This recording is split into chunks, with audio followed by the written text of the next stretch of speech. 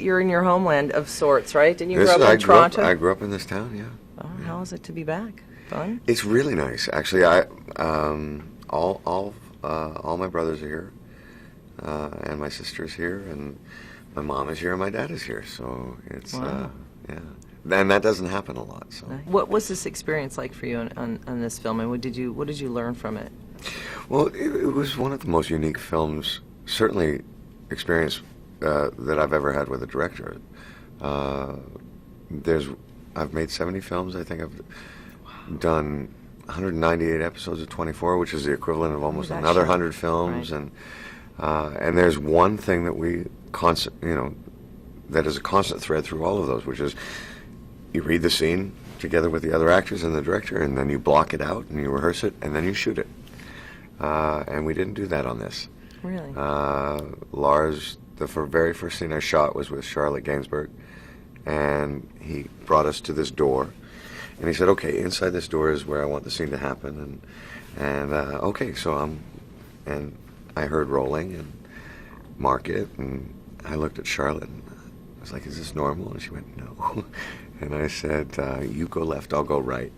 And then before I even finished my sentence, I heard Lars yell, "No talking!" And so we just kind of found the scene as we shot it, and it took me a minute to kind of surrender to that.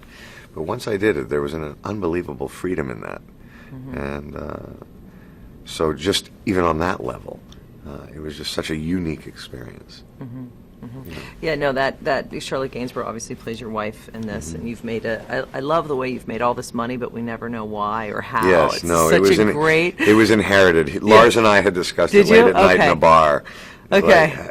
Like, clearly, he didn't do this with astronomy. Right. No, so we had just decided he had inherited it, so we liked him even less. Right. Yeah. Right.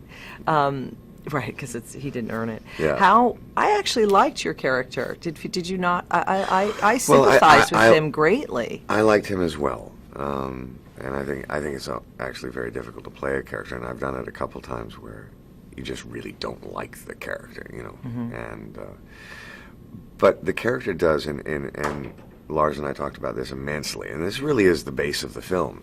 There's 2% of the population, he believes, that have some kind of harmony with Earth still and natural instinct, and that would be represented by Kirsten's character. Right. And I represent the 98% that the arrogance of man, if you will, that have lost that connection and can literally look at a planet coming straight at you and go, "It's not going to hit us," and so as much as I did like him, and I probably am part of the 98%.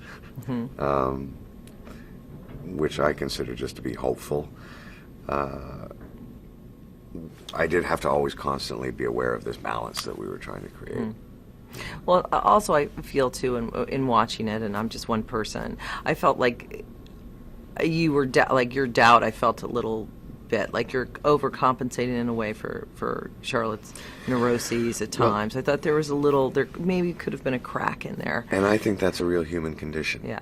And I think the people that are kind of given the responsibility of trying to take care of everybody have serious doubt. But in our world, moving as fast as we do, they don't have time to kind of accept that. Well, it's great to meet you. Well, thank you very much. Thank you so much, Cheers. and good luck with the rest of it. Thank you. It's great.